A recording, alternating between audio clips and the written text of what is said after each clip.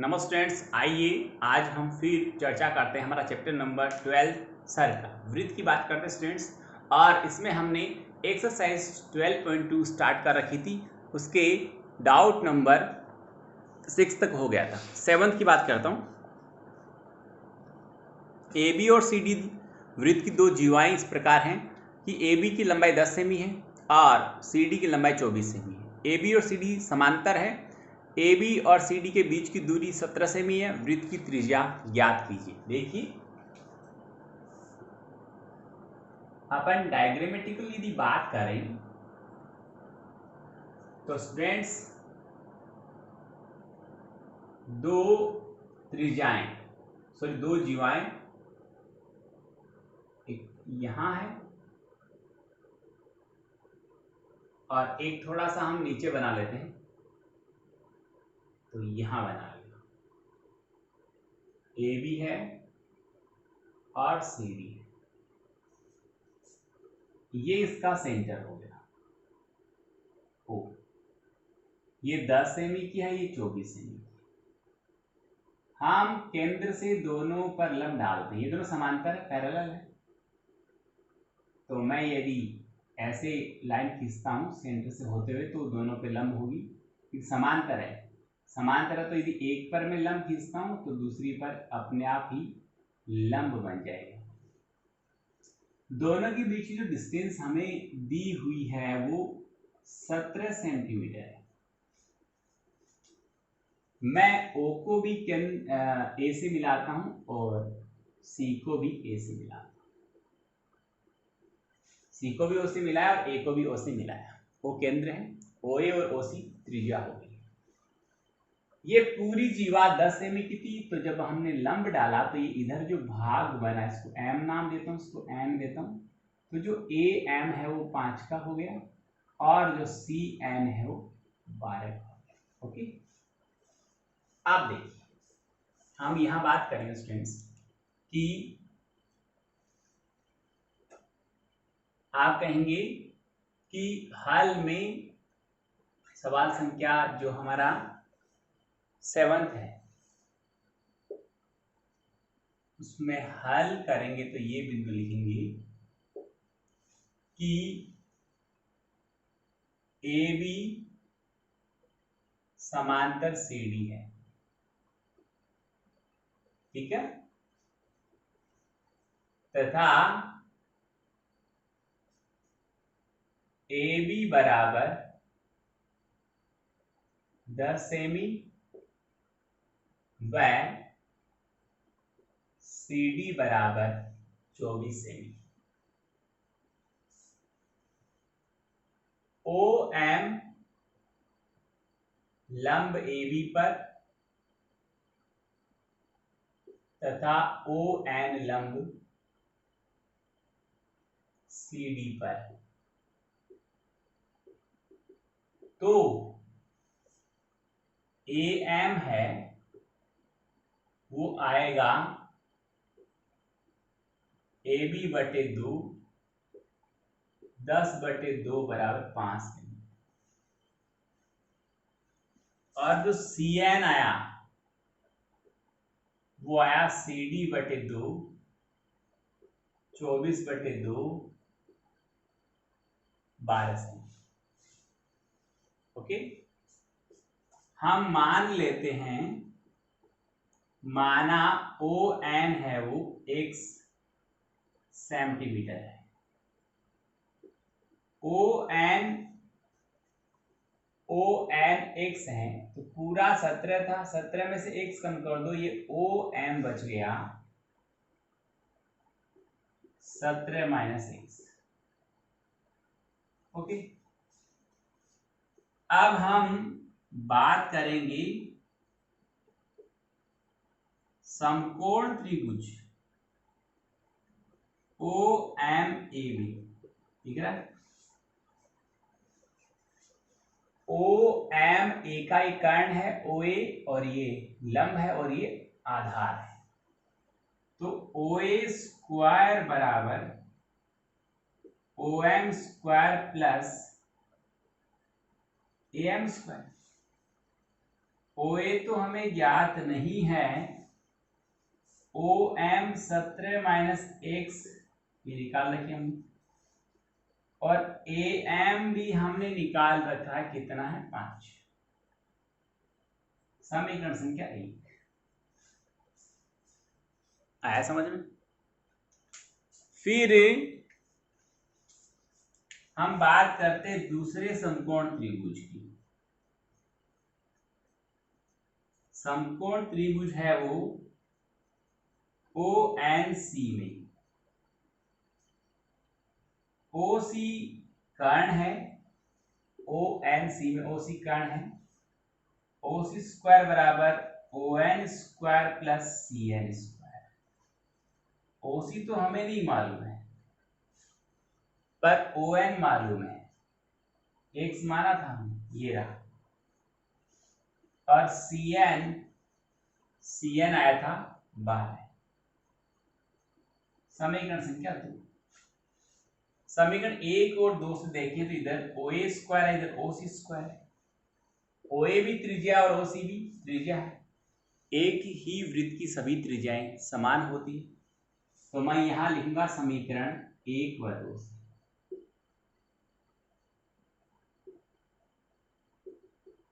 एक व 2 से तुलना करने पर जब दो समीकरणों का एक एक पक्ष बराबर है तो बचा हुआ पक्ष भी बराबर होना चाहिए। तो आप लिखेंगे 17 माइनस एक्स का होल स्क्वायर प्लस 5 का स्क्वायर बराबर हो जाएगा x का स्क्वायर प्लस 12 का square. 17 minus x a minus b के होल स्क्वायर की प्रॉपर्टी से खुलेगा। 17 का square 289 a square minus 2ab plus b square, और 5 का स्क्वायर 25, उधर x स्क्वायर और 12 का स्क्वायर 144। ओके, x स्क्वायर से x स्क्वायर दोनों ओर कट गया, ये यहाँ पर बचा माइनस का 34x, और उधर 144 पहले से पड़ा था, 25 उधर गया माइनस का हो गया, और 289 भी उधर गया तो माइनस का हो गया। 289 और 25 दोनों माइनस के ही जुड़ेंगे तो ये हो गया हमारे पास में 314। देख लीजिए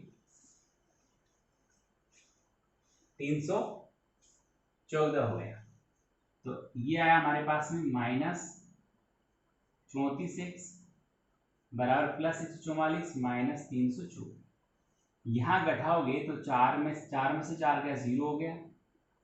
ओके, और फिर 11 में से 4 गया 7 आ गया, और ये 270 हमारे पास बच गया। यहां हमें x का वैल्यू चाहिए, दोनों माइनस के साइन कैंसिल हो जाएंगी, x बराबर 270/34 हो जाएगा, जो आंसर आया x का वैल्यू 5। समझ में आ गया, x का वैल्यू 5 हो गया, और x का वैल्यू जो 5 आया है, x का वैल्यू जो 5 आया वो समीकरण चाहे 1 में रख दो चाहे 2 में रख दो, हमें त्रिज्या मालूम हो जाएगी। मैं 1 में रखता हूं, या लिखूंगा x का मान समीकरण 1 में रखने पर जो OA स्क्वायर इज इक्वल आ रहा है 17 माइनस एक्स, तो 17 माइनस एक्स होता है 12 का स्क्वायर। लिखता हूँ, ये लो 17 माइनस एक्स का वैल्यू 5 आ गया भाई, प्लस 5 का स्क्वायर पहले से पड़ा है, ये 12 का स्क्वायर प्लस 5 का स्क्वायर, 12 का स्क्वायर 144 प्लस 25 169 हो गया। OA हमें यदि ज्ञात करें तो 169 का वर्गमूल निकालेंगे, तो त्रिज्या जो आई वृत्त की वो त्रिज्या स्टूडेंट्स हमारे पास आ गई 13 सेंटीमीटर। ओके, ये हुआ हमारा सवाल संख्या 7। बोर्ड पे एक बार आराम से देख लेना, अच्छी तरह से जूम करके और पोज करके देख लेना, उतार लेना। हम सवाल संख्या 8 की बात करते हैं। तो सवाल संख्या 8 में स्टूडेंट्स हमारे पास पड़ा है, सेम ऐसा ही सवाल है, और यहाँ पर जो दोनों त्रिज्या हैं वो केंद्र के एक ही ओर है, ये दोनों ओर है, एक ऊपर एक नीचे।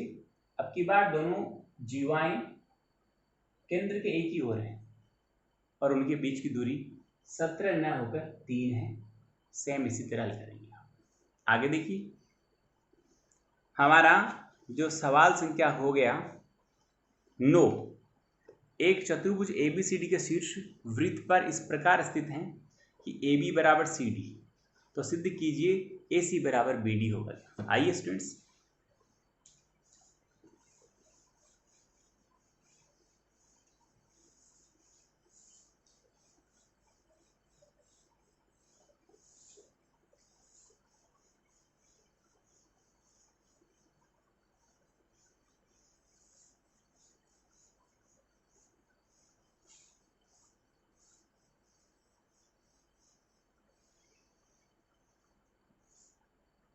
हाँ जी, सवाल संख्या हमारा 9 है और ABCD के शीर्ष वृत्त पर है, AB बराबर CD गिवन है हमें।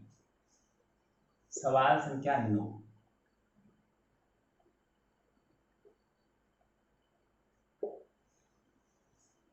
और एक वृत्त है हमारा, और उस वृत्त में स्टूडेंट्स एक चतुर्भुज के चारों शीर्ष वृत्त की परिधि पर स्थित है। नाम दे दिया, नाम है ABCD, और हमें गिवन है AB बराबर CD। जब मेरी नई बात AB बराबर CD है तो थोड़ा सा नाम चेंज करना पड़ेगा, तो इसको ABCOD आप जम रहा है। तो हमें गिवन है, इसको हल करेंगे तो जिस चतुर्भुज के चारों शीर्ष एक वृत्त की परिधि पर होते हैं उसे चक्रीय चतुर्भुज कहते हैं। तो आप देखो, मैं लिखता हूं चक्रीय चतुर्भुज, नाम है ABCD, में AB बराबर CD दिया है। तो क्या करें कि AB, अब यदि हम वृत्त की ओर से बात करें, AB भी जीवा हो गई और CD भी जीवा हो गई। AB भी जीवा और CD भी जीवा है। हमें पूछा है मेरे ख्याल से AC बराबर BD, सिद्ध करना AC बराबर BD है क्या? ओके, ये सिद्ध करना, ये तो दिया गया है, आप चाहो तो ये तो गिवन में लिख दो। ओके, और सिद्ध करना टू प्रूव, ओके, उसमें आएगा कि AC बराबर BD। आगे मैं बढ़ता हूं, प्रूफ की यदि हम बात करें तो हम ये कहेंगे कि जीवा AB बराबर जीवा CD दिया है, तो चाप AB बराबर चाप CD होगा। कि समान जीवाओं के सम्मुख चाप भी समान होते हैं, या लिख सकते हैं हम कि समान जीवाओं के संगत चाप भी समान होते हैं। ठीक है, अब मैं दोनों पक्षों में चाप BC जोड़ता हूं।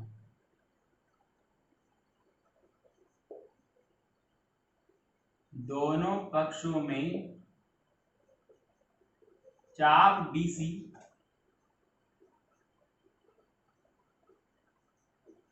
जोड़ने पर, तो चाप AB प्लस चाप BC बराबर